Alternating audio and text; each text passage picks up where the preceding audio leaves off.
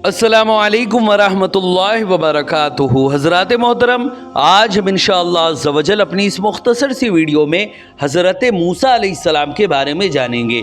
हज़रात मोहतरम, इससे पहले भी हमने हज़रत मूसा अलैहिस्सलाम के बारे में बहुत सारी बातें जानी, और इससे पहले वाले एपिसोड में हमने ये जाना कि हज़रत मूसा और हज़रत हारून अलैहिमुस्सलाम को अल्लाह रब्बुल इज़्ज़त ने रसूल बनाकर फ़िरौन की जानिब भेजा।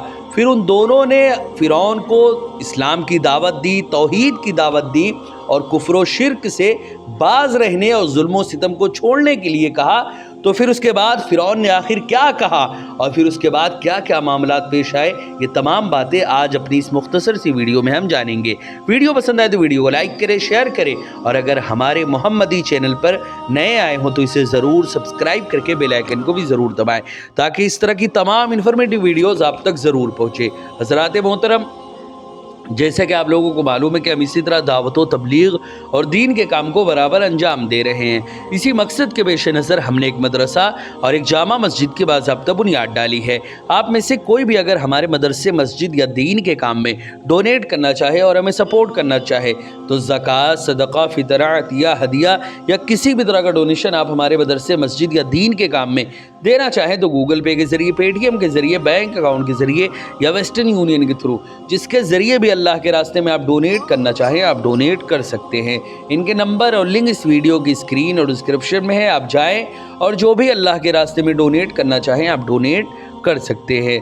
हज़रात मोहतरम, जब हज़रत मूसा अलैहिस्सलाम ने अल्लाह रब्बुल इज़्ज़त के बारे में, अल्लाह रब्बुल इज़्ज़त की ज़ात के बारे में, उसकी सिफ़ात के बारे में फ़िरौन के सामने बहुत सारी बातें रखी, तो फ़िरौन ने कहा सारे जहानों का आखिर रब क्या है? इसका मतलब क्या है? वमा रब्बुल आलमीन, के सारे जहानों का रब आखिर क्या है? यानी जिस रब्बुल आलमीन का तुम अपने आप को रसूल कहते हो वो क्या है? आखिर उसकी हकीकत क्या है? जब अल्लाह रब्बुल इज़्ज़त की हकीकत बयान करना इंसानी ताकत से मावरा है तो मूसा अलैहिस्सलाम ने ऐसा हिकमत भरा जवाब दिया जिसे वो भी समझने की कोशिश करता तो समझ पाता। हज़रात मोहतरम, सूरह शारा में अल्लाह रब्बुल इज़्ज़त ने इसका भी तज़किरा किया। मूसा अलैहिस्सलाम ने फरमाया वो आसमानों और ज़मीन और उनके दरमियान जो कुछ है उनका रब है वो। अगर तुम्हें यकीन है तो हकीकत यही है। हज़रात मोहतरम, यानी अगर तुम अशिया को दलील से जानने की सलाहियत रखते हो तो उन चीज़ों की पैदाइश ही अल्लाह रब्बुल इज़्ज़त के वजूद की काफ़ी दलील है। ख़याल रहे कि ईक़ान उस इल्म को कहते हैं जो इस्तिदलाल से हासिल हो, इसलिए अल्लाह रब्बुल इज़्ज़त की शान में मूक़िन नहीं कहा जाता। क़ाल लिमन हौलहु अला तस्तमिऊन, फ़िरौन ने अपने आस पास वालों से कहा क्या तुम गौर से सुनते नहीं?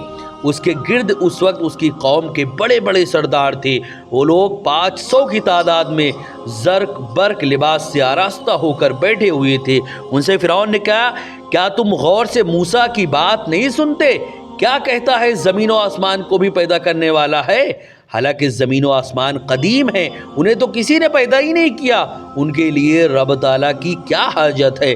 मूसा अलैहिस्सलाम ने उनकी बातें सुनकर दलील बदल दी, ऐसी चीज़ों का जिक्र किया जिनके हादिस होने यानी पहले ना होने फिर फना होने का भी वो भी इनकार नहीं कर सकते थे। क़ाला रब्बुकुम व रब्बुकुम आबाइकुमुल अव्वलीन, आपने कहा वो तुम्हारा भी रब है और तुम्हारे अगले आबाओ वजदाद और तुम्हारे बाप दादाओं का भी रब है।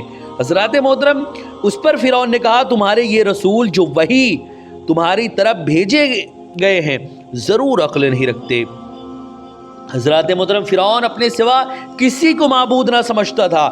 तंज के तौर पर कहा ये रसूल जो तुम्हारी तरफ भेजे गए यानी ये जो भेजे गए ये खुद जो रसूल होने का दावा कर रहे हैं ये अक्ल से दूर है, क्योंकि फ़िरौन उस शख्स को अक्ल से दूर समझता था जो उसे माबूद नहीं मानता था। हकीकत ये कि ऐसी गुफ्तगू इंसान उस वक्त करता है जब दलाइल से वो आजिज़ आ जाए, लेकिन नबी की अज़मत को देखिए, आप अलैहिस्सलाम अपने दलाइल फिर भी जारी रखते हैं और वो आपको मजनू दीवाना कह रहा है, लेकिन आप रब्बे ताला की रबूबियत को अपने दलाइल से बयान फरमा रहे हैं। हज़रात मोहतरम, ان تمام باتوں کا تذکرہ سورہ شعراء میں اللہ رب العزت نے کچھ یوں الفاظ میں کیا، قال رب المشرق والمغرب وما بینہما ان کنتم تعقلون۔ آپ علیہ السلام یعنی حضرت موسیٰ علیہ السلام نے فرمایا وہ تو مشرق و مغرب یعنی پورب اور پشچم اور جو کچھ ان کے درمیان ہے ان کا رب ہے اگر تمہیں عقل ہو۔ حضرات محترم، مشرق سے سورج کو ہر روز طلوع کرنا، مغرب میں غروب کرنا اور سال میں ہر موسم ہر بہار کا اپنے وقت پہ آنا، بارشیں برسانا، ہواؤں کا چلانا، یہ سب کچھ اس کے نظام قدرت میں ہے۔ کاش کہ تمہیں بھی کچھ سمجھ آ جائے۔ حضرات محترم، فرعون نے آپ کو یعنی حضرت موسیٰ علیہ السلام کو معاذ اللہ صراحتاً مجنون کہہ کر اپنی حماقت کا ثبوت دے دیا، لیکن آپ نے حکمت عملی کا مظاہرہ کیا۔ آپ نے حکمت آمیز جملہ ذکر فرمایا کہ اگر تمہیں عقل ہو یعنی رب تعالیٰ کی قدرت، اس کی ربوبیت اور اس کے وحدانیت کو تسلیم نہ کرنا تمہاری حماقت پر دلالت کر رہا ہے۔ حضرات محترم، آخرکار فرعون سے جب کچھ بھی نہ بن پڑا تو وہ دھمکی دینے لگا، جیسے کہ آج بھی ہوتا ہے۔ دلائل سے بات جب نہیں بنتی سامنے والے کی، جب کچھ نہیں کر پاتا تو وہ دھمکی دینے لگتا ہے، جسے آج بھی دیکھ سکتے ہیں آپ، جہاں جہاں طاقتور لوگ ہیں اپنی اپنی فیلڈ میں، لوگ جب کچھ نہیں بن پڑتا تو دھمکی دینے لگتے ہیں۔ تو اب سمجھے اس بارے میں آپ، اللہ رب العزت نے فرعون کی دھمکی کو بھی سورہ شعراء میں کچھ یوں ذکر کیا۔ فرعون نے کہا اگر تم نے میرے سوا کسی اور کو خدا ٹھہرایا تو میں ضرور تمہیں قید کر دوں گا۔ بھائی جیل میں ڈالنے والی کہانی جیسے آج ہے ویسے پہلے بھی تھی، جیل میں ڈالنے کی دھمکی دینے لگا کہ اگر تم نے مجھے خدا نہ مانا تو میں تمہیں ضرور قید کر دوں گا۔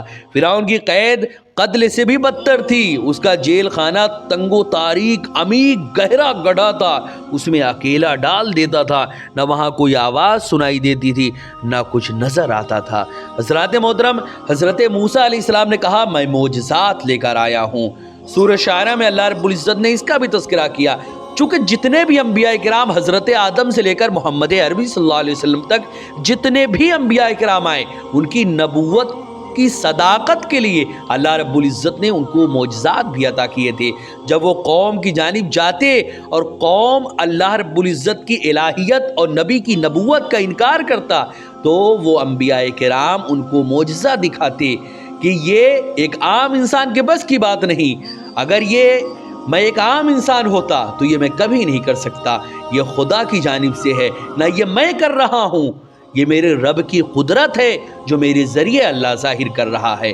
یہاں اس میں بھی قدرت خداوندی ہی ہے جو یہ سب ہو رہا ہے۔ چنانچہ حضرت موسیٰ علیہ السلام نے بھی معجزہ کا ظہور کیا اور فرعون سے کہا کہ میں معجزات لے کر آیا ہوں۔ سورہ شعراء میں اللہ رب العزت نے فرمایا میں اگرچہ تمہارے پاس کوئی روشن چیز لاؤں، یعنی اللہ رب العزت نے مجھے معجزات عطا فرمائے ہیں جو میری نبوت پر دلالت کر رہے ہیں، کیا تو میری حقانیت کے ظاہر ہونے پر بھی مجھے قید خانہ میں بھیجے گا؟ پھر اس کے بعد اللہ رب العزت نے کیا معاملہ ہوا؟ اللہ رب العزت نے سورہ شعراء میں اس کا بھی تذکرہ کیا۔ اللہ نے فرمایا فرعون نے کہا تو لاؤ اگر سچے ہو تم۔ موسیٰ علیہ السلام نے اپنا عصا ڈال دیا، جبھی وہ سری ظاہر اژدہا بن گیا، ایک بہت ہی خطرناک سانپ بن گیا، اور اپنا ہاتھ نکالا تو جبھی وہ دیکھنے والوں کی نگاہ میں جگمگانے لگا۔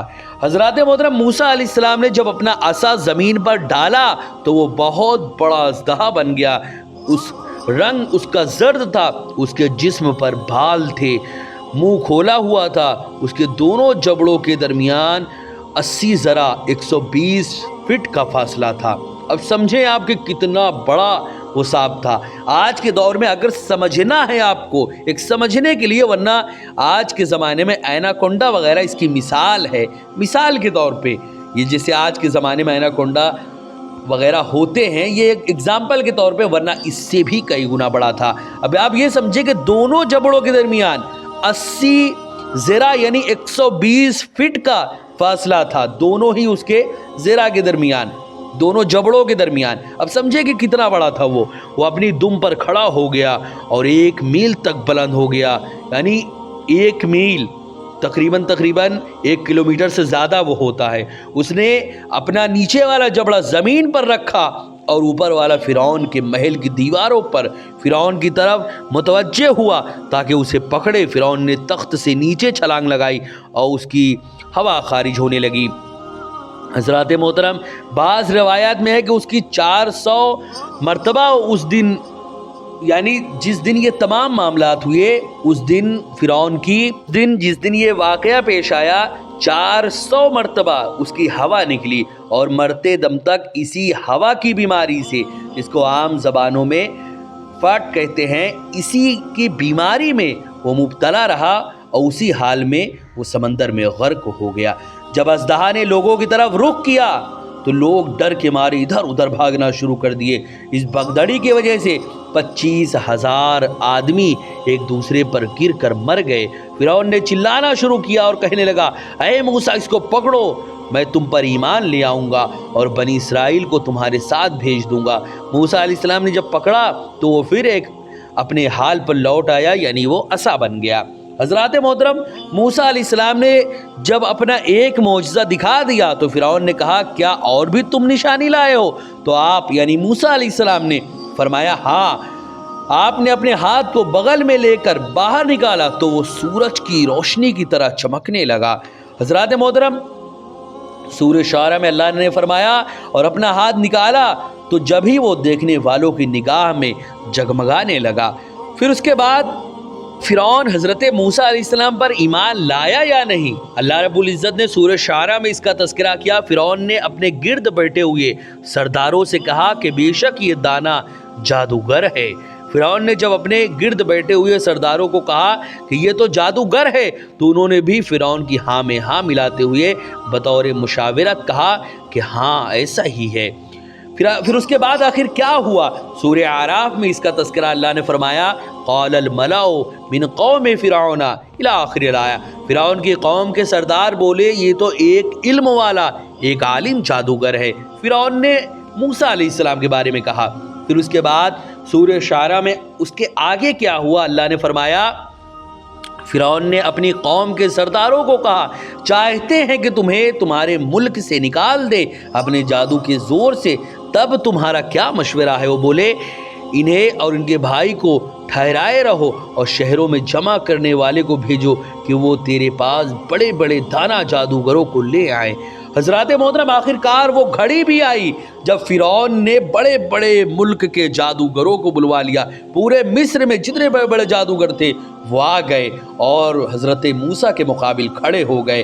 آخر کار وہ مقابلہ ہونے لگا، ایک طرف اللہ کا بھیجا ہوا پیغمبر جو معجزہ لے کر آیا تھا، اور ایک طرف جادوگر جو اپنے صرف ایک آنکھوں کا کھیل پیش کرنے آئے تھے۔ اب دیکھیں کہ آخر ان دونوں کے درمیان کیسے مقابلہ ہوا۔ فرعون نے موسیٰ علیہ السلام کو مقابلے کے لیے کہا۔ سورہ طٰہٰ میں اللہ رب العزت نے فرمایا، فرعون نے کہا، کیا تم ہمارے پاس اس لیے آئے ہو کہ ہمیں اپنے جادو کے سبب ہماری زمین سے نکال دو؟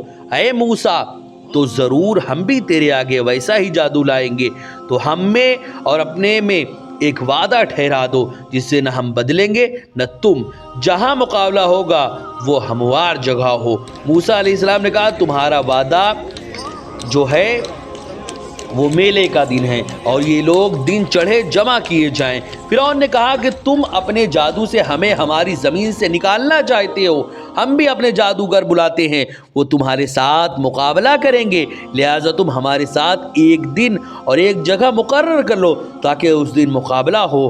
پھر اس کے بعد وعدہ پر دونوں فریق قائم گاہ جس جگہ کو مقرر کیا گیا ہے وہاں پر پہنچ جائیں، کوئی بھی اپنے وعدے سے نہ پھرے۔ ایسی جگہ کا انتخاب کرنا جو ہموار میدان ہو، اس میں نشیب و فراز نہ ہو، تاکہ سب لوگ یہ مقابلہ دیکھ سکیں۔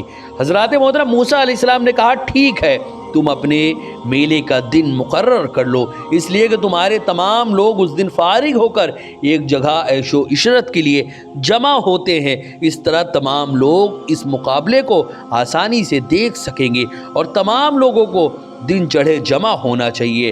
حضرات محترم، اس کے بعد آخر کار وہ دن بھی آیا کہ تمام کے تمام جادوگروں کو اکٹھا کر لیا گیا، اور ایسے جادوگر جو اپنی اس فن میں ماہر تھے، اور حضرت موسیٰ علیہ السلام ایک دو جادوگر نہیں بلکہ کچھ روایتوں میں آیا کہ تقریباً 80,000 جادوگروں کو بلایا گیا کہ کسی طرح ایک اکیلے موسیٰ کو اس دنیا سے فنا کرنے کے لیے، اس دنیا سے مٹانے کے لیے، ان کے جادو پر وہ کرنے کے لیے، غالب آنے کے لیے 80,000 جادوگروں کو بلایا گیا۔